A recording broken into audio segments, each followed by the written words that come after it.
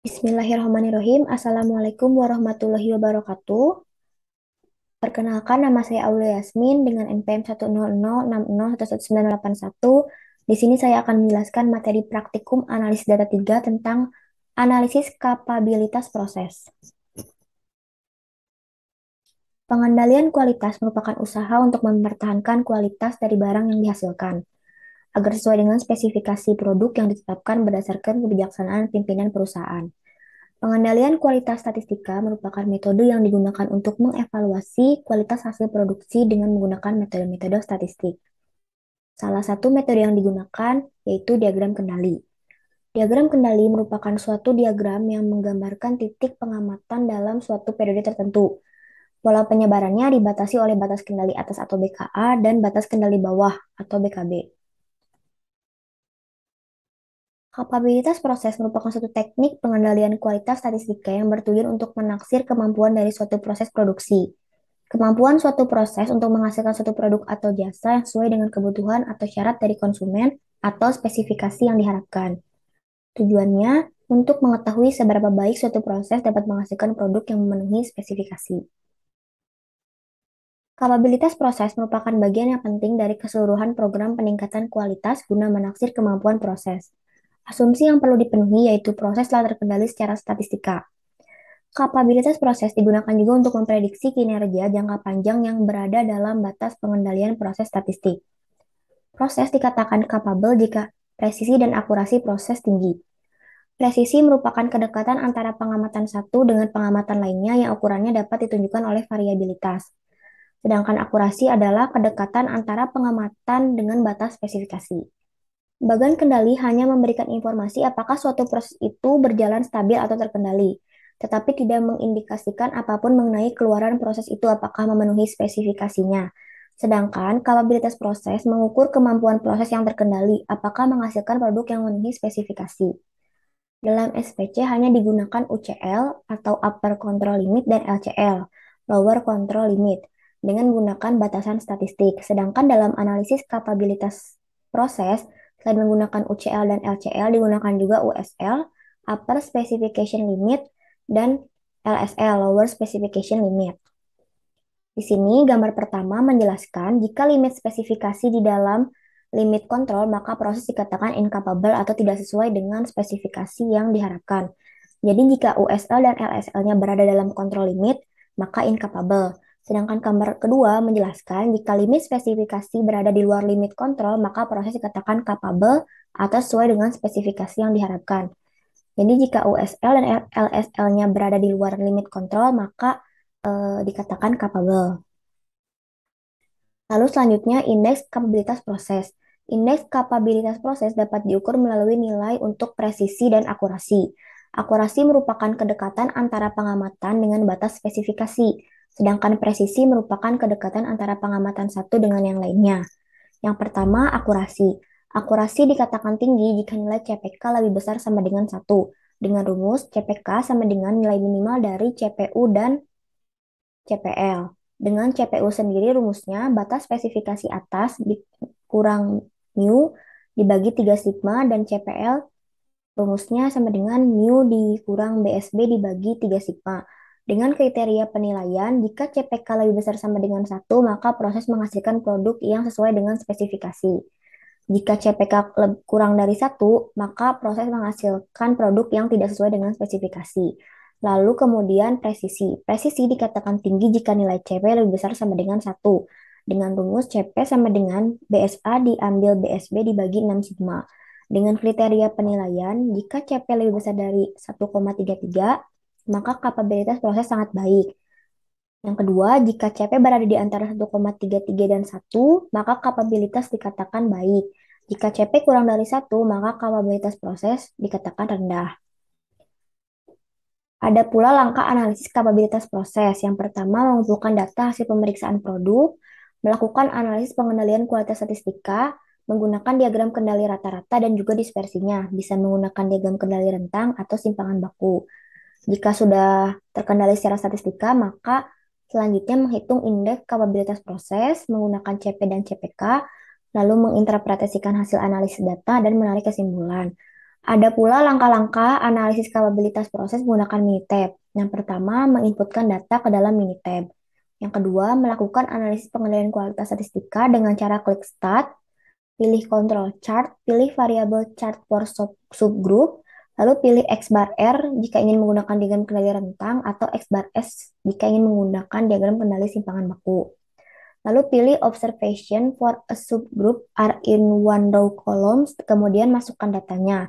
Lalu pada bagian option, pada bagian tes, centang one point lebih besar K standard deviation from center line dengan angka 3 dan K point in a row on same side of center line dengan angka 7.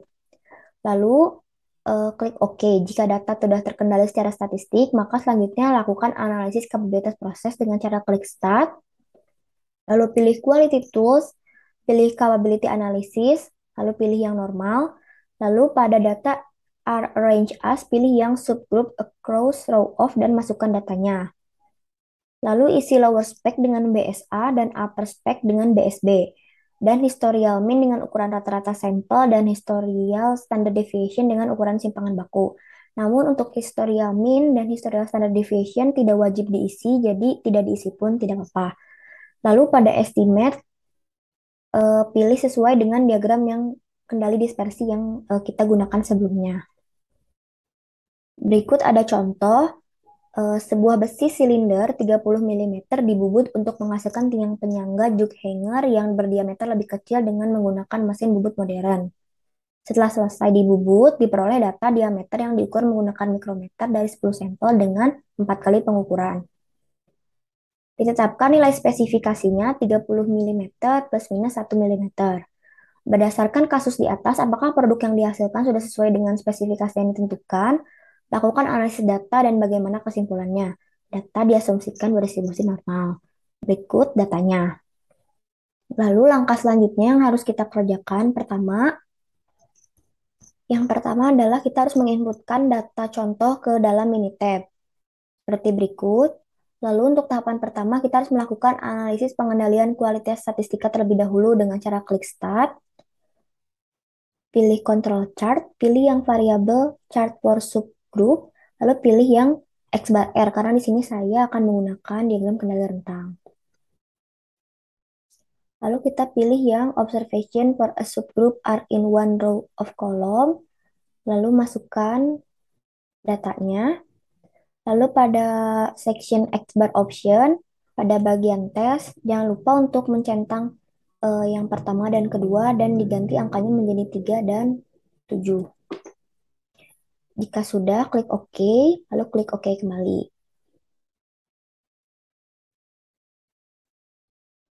Dapat dilihat bahwa pada diagram kendali rentang ada satu titik yang di atas batas kendali atas, yaitu pada titik kelima. Maka dapat disimpulkan bahwa diagram ini belum terkendali secara statistik dan harus dilakukan revisi. Karena tadi data kelima di atas BKA, maka selanjutnya kita harus menghilangkan data kelima untuk melakukan revisi. Tinggal di delete. Lalu ketika data kelima sudah dihilangkan, lalu kita kembali melakukan pengujian dengan klik Start, Control Chart, variabel chart per subgroup, lalu pilih X bar R, lalu dipastikan kembali untuk optionnya di bagian tes sudah sesuai. Lalu klik OK. Dapat dilihat setelah menghilangkan data kelima, pencarian titik berada di antara batas kendali atas dan batas kendali bawah. Dan pencarian titiknya tidak mengalami pergeseran rata-rata dan berada di sekitar garis pusat. Maka data terkendali secara statistik. Maka bisa dilanjutkan untuk melakukan analisis kapabilitas proses. Dan dari diagram ini pun diperoleh bahwa nilai mu sampai dengan 29,867 dan rata-rata rentangnya yaitu 2,417. Lalu selanjutnya, karena data sudah terkendali secara statistik, maka sebelum melakukan analisis kapabilitas proses, kita harus menghitung terlebih dahulu USL dan LSL-nya. Dari soal diketahui bahwa spesifikasi 30 mm plus minus 1 mm. Maka untuk menghitung USL-nya sama dengan 30 ditambah 1 sama dengan 31 dan LSL-nya 30 diambil 1 sama dengan 29.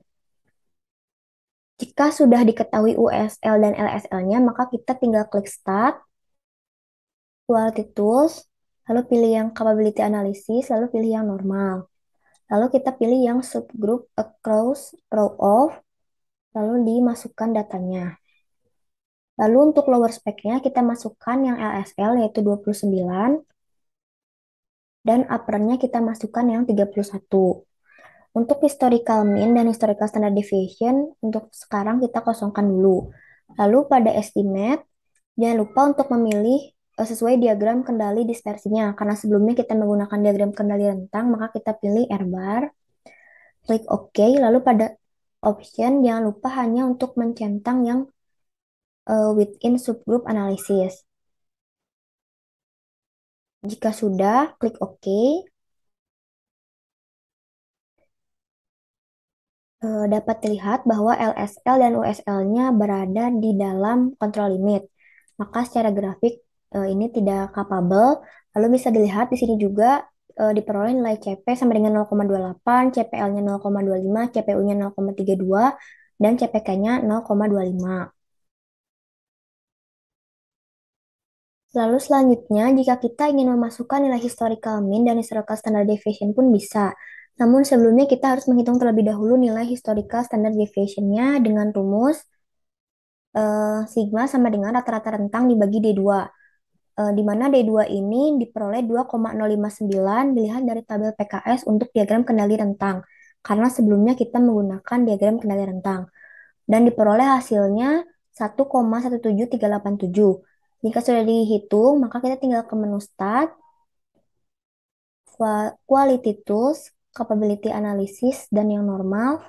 Lalu dimasukkan historical mean-nya 29,867 dan historical standard deviation-nya 1,17387. Lalu klik OK. Di sini dapat dilihat setelah memasukkan historical mean dan historical standard deviation diperoleh hasil yang sama, yaitu LSL dan USL berada di dalam kontrol limit. Dan juga didapat bahwa nilai CP, CPL, CPU, dan CPK-nya pun sama. Lalu selanjutnya kita pun dapat menghitung presisi dan akurasi secara manual. Untuk akurasi, rumusnya CPK sama dengan nilai minimal dari CPL dan CPU, di mana CPU-nya yaitu USL min mu dibagi 3 sigma dan diperoleh CPU-nya 0,32173 yang dibulatkan menjadi 0,32. Lalu CPL-nya mu diambil LSL dibagi 3 sigma dan diperoleh CPL-nya 0,24619 yang dibulatkan 0,25. Sehingga CPK merupakan nilai minimal dari CPL dan CPU dan diperoleh CPK-nya 0,25. Hasil ini pun sama dengan hasil yang dihasilkan dari Minitab. Lalu untuk presisinya diperoleh nilai CP sama dengan USL diambil LSL dibagi 6 sigma dan didapat hasil CP-nya 0,28396 atau jika dibulatkan 0,28. Hasil ini pun sama dengan hasil yang dikeluarkan dari Minitab. Lalu selanjutnya kesimpulan.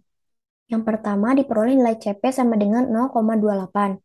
Dengan kriteria sebagai berikut, di mana 0,28 kurang dari 1, maka dapat disimpulkan bahwa kapabilitas proses dikatakan rendah. Lalu berikutnya diperoleh nilai CPK sama dengan 0,25. Dengan kriteria sebagai berikut, di mana 0,25 kurang dari 1, maka dapat disimpulkan bahwa proses menghasilkan produk yang tidak sesuai dengan spesifikasi. Sehingga bisa disimpulkan bahwa pembuatan tiang penyangga dari besi silinder yang diproduksi itu tidak capable atau incapable. Artinya, kapabilitas proses rendah dan proses yang dihasilkan tidak sesuai dengan spesifikasi yang ditentukan oleh konsumen. Cukup sekian materi yang bisa saya sampaikan. Mohon maaf bila ada kekurangan. Semoga yang saya sampaikan bermanfaat, khususnya bagi saya, umumnya bagi kita semua. Wassalamualaikum warahmatullahi wabarakatuh.